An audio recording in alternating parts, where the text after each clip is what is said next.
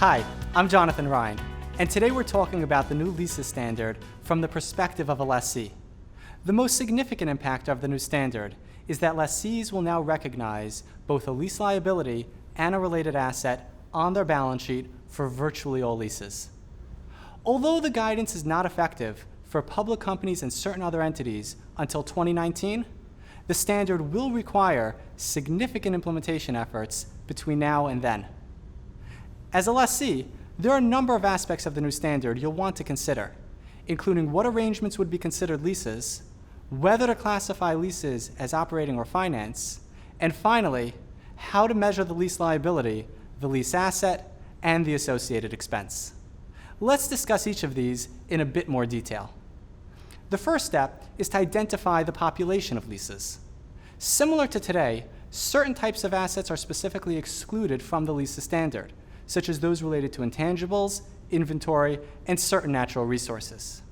A contract not excluded from the scope may be a lease if it provides a customer with the ability to control an asset that's either explicitly or implicitly specified.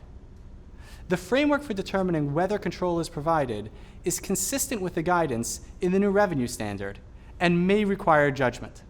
Although current guidance already requires that companies identify lease arrangements, that determination was not as significant, since operating leases were off balance sheet, and there was often no meaningful impact on expense recognition. Under new guidance, however, if an arrangement is a lease or has a lease embedded in it, you'll need to recognize the lease on balance sheet, which makes lease identification more important. Once a lease is identified, you'll need to classify it as either an operating lease or a finance lease. Although this classification does not impact day one recognition, it will impact both the balance sheet and the income statement over the term of the lease.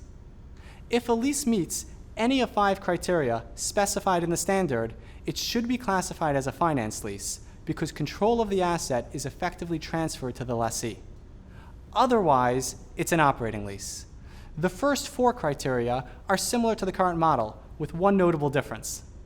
The FASB removed the 75% and 90% bright lines that exist in current guidance, making the standard more principles-based.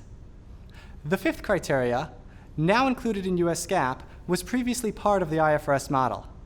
Is the asset so specialized that it's expected to have no alternative use to the lessor at the end of the lease term?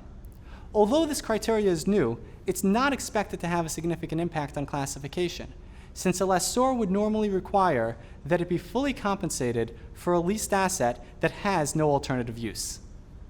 Once lease classification is determined, the lessee must measure the lease liability and right of use asset. The lease liability is calculated as the present value of the expected payment obligations under the lease. The lease asset equals the lease liability, but is adjusted for certain items, such as prepaid rent or unamortized initial direct costs. Determining the expected payment obligation requires judgment. In addition to identifying the predetermined payments for the non-cancelable portion of the lease, you'll also need to consider other possible payments. Let's discuss 3 common lease provisions and the impact they have. The first are renewal options. Payments for renewal periods are included for any periods when it's reasonably certain that as the lessee, you'll exercise the renewal option. The second are variable payments. If the formula for a variable payment is based on an index or a rate, such as CPI, then the payment would be included in the liability based on the index or rate at commencement. Payments based on usage would be excluded from balance sheet measurement. Last are residual value guarantees. When measuring a lease liability, only the amounts probable of being owed under a residual value guarantee would be included. It's worth noting, however, that when it comes to classifying a lease, a residual value guarantee is treated differently. For classification purposes, the entire potential payment is included in the minimum lease payments. While lessees will generally be required to reflect operating leases on balance sheet, they may elect not to capitalize leases with an accounting lease term of 1 year or less. So if, for example, you have a lease with a stated contract term of 1 year, but you also have 1 or more renewal options, the lease would not qualify for the short-term lease exception if you're reasonably certain to exercise 1 or more of the options. While the new guidance requires that lessees recognize virtually all leases on balance sheet, the expense recognition will differ based on lease classification.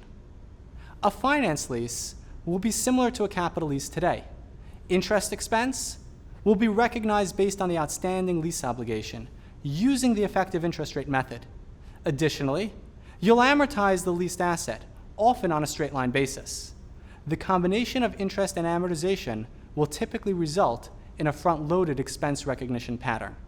Operating lease expense will typically be recognized on a straight line basis, similar to how operating leases are accounted for today.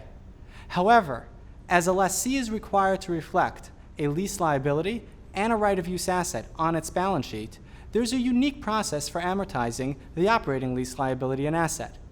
Interest expense on the outstanding lease obligation is calculated using the effective interest rate method, so you'll start with the same front-loaded recognition pattern as a finance lease.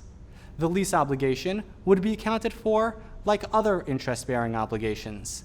Cash paid less interest expense represents a reduction in the obligation.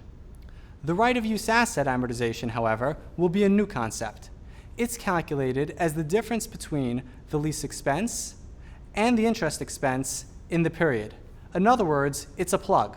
Although the total lease expense for operating leases economically includes both interest and amortization components, it'll be reflected as an operating expense, not as interest or amortization. Notwithstanding the difference in the timing of expense recognition for finance and operating leases, the total expense over the life of a lease is the same regardless of classification. A final area of change relates to sale and leaseback guidance. There are two important points I'd like to highlight. Currently, the most prescriptive sale and leaseback guidance is applied only to real estate and certain equipment, but the new sale and leaseback guidance will apply to all equipment as well as other tangible assets. Second, the new guidance replaces the current highly prescriptive rules with a more principles-based approach that's focused on whether control of the underlying asset has been transferred to the lessor. Judgment will be required to apply many aspects of the standard. Some companies are already starting to think about adoption and transition. Lessees may find that the most significant impact of the new standard will be the effort required to establish robust processes. Those processes will be needed to support the classification and measurement of related assets and liabilities, as well as the significant additional disclosures required.